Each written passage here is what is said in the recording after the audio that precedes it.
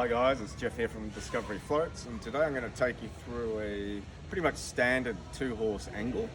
It's 12'6" length, and as you can see, this one's done in a grey, non-metallic. We painted the roof, and apart from that, everything else is reasonably stock standard. The checker plate, as we go around the side here, we've got the checker plate on the side steps, the guards, the rear stays, all standard. This one's been optioned with alloy wheels,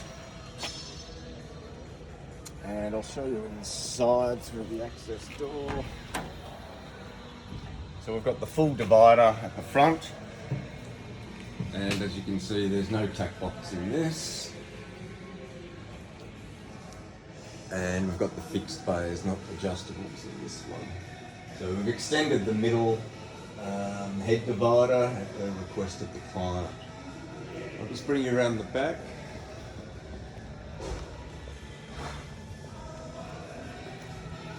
So as you can see, this one's been equipped with a rear swing out tack box.